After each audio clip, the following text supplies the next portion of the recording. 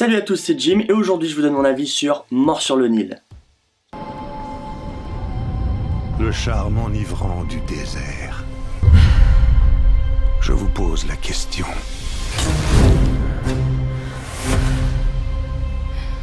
Avez-vous déjà aimé aussi fort?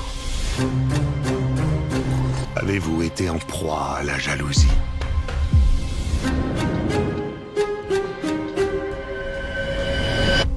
Au point de tuer. J'ai mené de nombreuses enquêtes criminelles. Mais celle-ci restera à jamais gravée dans mon âme. Je suis le détective Hercule Poirot et je vais vous livrer l'assassin.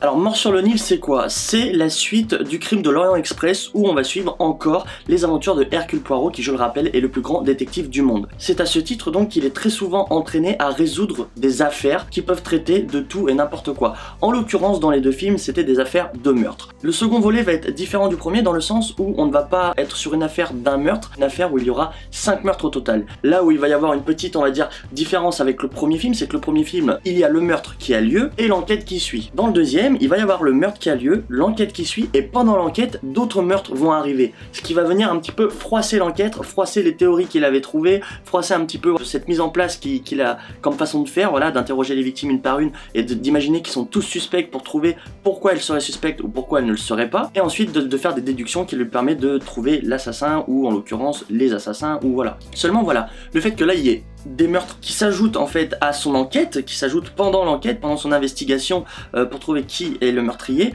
et ça va un petit peu, on va dire, chambouler sa façon de faire. Ce second volet nous propose, comme dans le premier, un casting d'anthologie. Je vais pas tous les citer, mais il y aura notamment Gal Gadot, sur laquelle on va revenir, donc on la connaît notamment pour son rôle dans Wonder Woman. Il va y avoir Rose Leslie, qu'on connaît pour son rôle d'Ygritte dans Game of Thrones, et pour finir on va dire sur le top acteur, Emma McKee, l'actrice française-britannique, qui a incarné Adrienne dans Eiffel, ou encore qu'on connaît pour son rôle de Maeve dans Sex Education. Donc un film qui fait des promesses toujours avec un casting parfait, et encore le casting ne veut pas en soi dire quelque chose. Je reprends l'exemple de Expendables, qui est un film qui réunit les plus grosses têtes d'Hollywood, et qui pourtant est un film navet total. Enfin pour moi là c'est un film d'action qui se regarde, mais il n'y a pas de grande espérance derrière un film comme Expendables.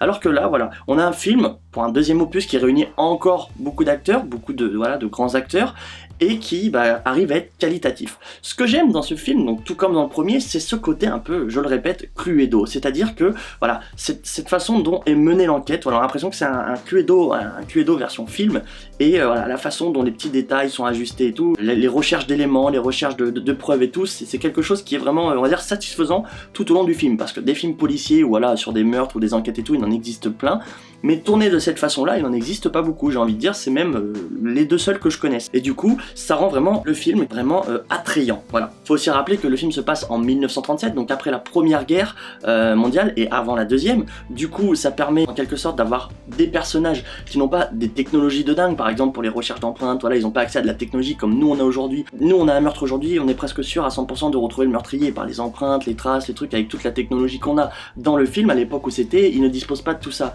Et d'ailleurs, il le fait bien souligner Hercule Poirot lors d'une scène que c'est le fait de se concentrer intentionnellement, de faire travailler son cerveau et donc sa matière grise qui fait qu'il est bon, parce qu'il prend vraiment le temps d'observer chaque détail, d'éliminer justement le détail superflu, ce qui va rendre en fait son enquête à chaque fois parfaite et qu'il ne se trompe jamais. C'est notamment ça. Il précise bien dans le film qu'il va faire fonctionner sa matière grise au dépit d'une relation amoureuse où les émotions pourraient entacher justement sa fameuse capacité à réfléchir et donc à résoudre des enquêtes. Ce qui est fort appréciable aussi dans le second opus, que je n'ai pas forcément retrouvé dans le premier, c'est que par moment on va avoir des rotations de caméra, c'est-à-dire qu'on va avoir un petit peu quand il y a des duels, alors je vais peut-être pas prendre forcément des duels entre cow-boys, mais quand il y a des petits duels des fois entre deux personnes, on les voit qui tournent en rond en se regardant dans les yeux et la caméra qui suit. Et c'est un peu pareil, quand par moment Hercule Poirot va interroger certains suspects, il va les interroger en tournant autour de lui et on va sentir en fait la caméra qui suit Hercule Poirot autour du suspect, et le suspect qui va se sentir en train de tourner en mode voilà, là je suis suspecté à fond, je suis en train de me faire laser par des gars, et littéralement en fait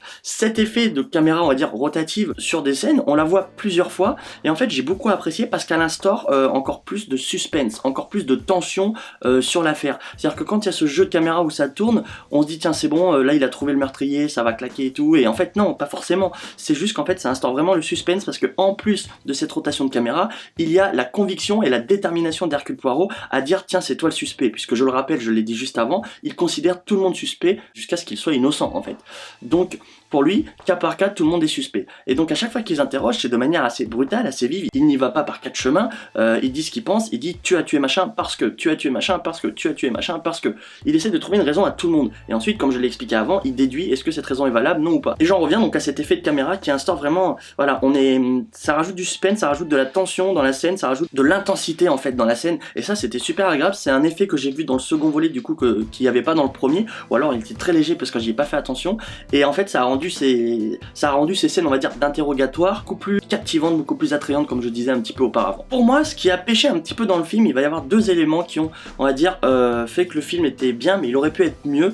C'est déjà le temps que ça se mette en place. Ça prend un temps énorme. Si je prends en comparaison l'exemple avec le premier, voilà, le premier, il y a une petite histoire avant, il rentre dans le train, il y a un meurtre, il s'attaque à l'enquête. Le film va être basé autour d'un mariage et on va comprendre pourquoi un tel est avec un tel est avec un tel. On va avoir en fait des gens qui se connaissent d'avant, des ceci, des cela. En fait, il va y avoir toute une histoire qu'il y a avant que le premier drame se passe. On va voir les gens, on va suivre en fait les mariés dans leur lune de miel, voilà, en Égypte du coup, faire des petits voyages, des petits arrêts pour visiter des temples, machin et tout, et il se passe pas grand chose en fait. Hercule Poirot il est là on va dire pour faire acte de présence, mais il n'est pas là.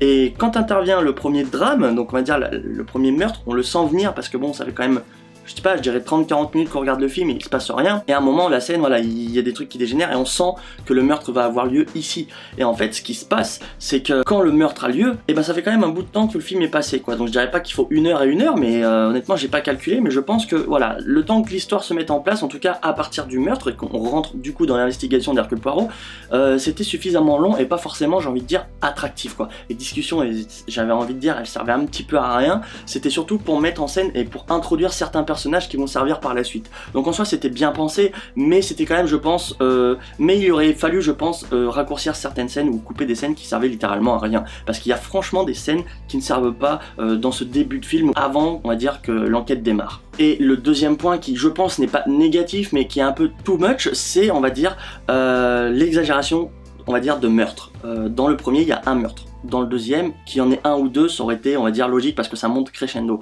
Sauf que là, il y en a 5. Il y a 5 meurtres.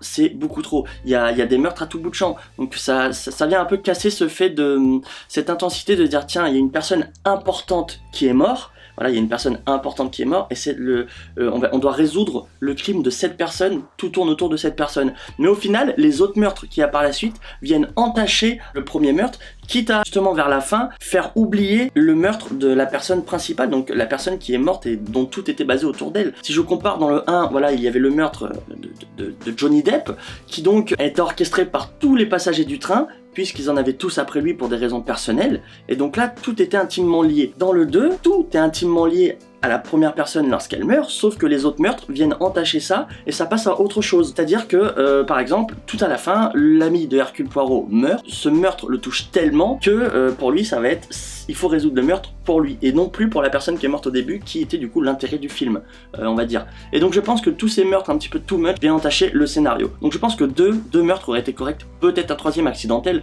mais 5 meurtres c'est vraiment beaucoup. En parlant d'entacher maintenant, il y a certaines choses qui ne sont pas cohérentes et qui du coup dans le scénario vont laisser un petit peu ce goût amer de d'illogique. Pourquoi il se passe ça alors, enfin j'ai pas compris, et au fait ça va poser un petit problème. Je prends un exemple tout bête.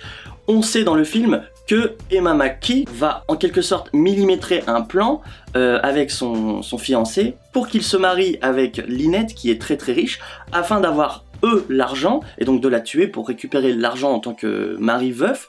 Et une fois qu'il a l'argent, il peut retourner avec celle qu'il aime pour partir vivre heureux. Sauf qu'à la fin, quand ils ont été découverts que c'est eux qui ont été manigancés, ils décident de mettre fin à leur jour. Je trouve cette idée complètement absurde parce que si le but est de faire un meurtre pour survivre et pour être riche, enfin du coup pour être riche et vivre heureux, au moment où te démasquer, c'est le moment justement où tu dois te battre pour défendre ta vie et non pas te suicider parce que t'as échoué. Sinon ça a aucun sens parce qu'il fallait quand même savoir que si tu fais un meurtre, il y a de grandes chances que tu peux être accusé, notamment quand tu es dans un petit comité comme ça, tu peux être accusé. En plus, les raisons étaient quand même ultra évidentes, c'est-à-dire que même si c'est pas l'actrice de Emma McKee dans le film qui tue le personnage, c'est elle qui orchestre tout, et donc c'était quand même évident. Moi à la fin je l'avais un petit peu deviné parce que ça se sentait, ça paraissait logique, mais du coup c'est leur réaction, on va la tuer, tu vas te marier avec, tu la tues pour avoir l'héritage et on est heureux, mais au final on nous découvre donc on préfère se tuer. Mais si tout le but de la manœuvre était de faire un assassinat pour toucher une richesse et d'être heureux, pourquoi le final doit être le suicide? Puisque le suicide c'est l'inverse d'être heureux, c'est l'inverse de la vie, c'est la mort. Et donc ça c'est pas compréhensible. Est-ce que c'est parce que voilà, on a échoué dans notre tâche de vouloir être heureux et on préfère mettre fin à nos jours? Peut-être, n'empêche que je trouve que cette alternative n'est pas forcément bonne, ou en tout cas pas avec un suicide. C'est-à-dire que oui, on aurait pu mourir parce qu'on aurait voulu se défendre pour continuer de vivre, parce que voilà, on a quand même mis un meurtre en place dans le but de vivre heureux, donc si on est démasqué, on aurait pu se battre au point de peut-être mourir accidentellement en se faisant tuer parce qu'on a essayé de survivre, et là ok ça aurait été d'accord, mais finir sur un suicide c'est pas logique. C'est comme quelqu'un qui va braquer une banque et qui au final préfère brûler les billets, enfin, c'est complètement illogique, c'est pas logique, et c'est ces petits détails qui ont fait que le film des fois, sur le moment ça m'a déçu parce que je fais mais pourquoi ils font ça, je comprends pas, ça sert à rien, enfin voilà, c'est illogique. Mais c'est vraiment voilà les deux petits points, on va dire pas négatifs, hein. Ces deux petits points à corriger, ça serait cela. Ensuite, un excellent point qui a été abordé dans le film, le pourquoi du comment, la fameuse moustache de Hercule Poirot. On apprend pourquoi il la garde, et en fait ça c'est hyper intéressant parce que c'est dû à une histoire passée avec lui, où on apprend que voilà, lors de la guerre, il prend un éclat d'obus et il a le visage complètement déformé. En tout cas à ce niveau-là, au niveau de la moustache, et donc il est avec sa femme et elle lui dit qu'elle l'aime malgré son visage, et elle lui dit, on va dire c'est un petit signe, avant qu'elle-même meure, elle lui dit tu garderas la moustache. En gros c'est un petit peu un clin d'œil à sa femme, voilà, c'est un petit peu en hommage à sa femme qui décide de garder la moustache. Parce que tant qu'il l'a, elle l'aimait avec, donc tant qu'il a la moustache, en gros, il est lié à sa femme, et c'est un petit peu pour cacher les cicatrices de l'obus qu'il a reçu. Et donc à la fin, on sait qu'il rase cette moustache parce qu'il a rencontré une autre femme qui lui a fait chavirer son cœur. Donc dans la globalité, le film, il était très très bon à regarder.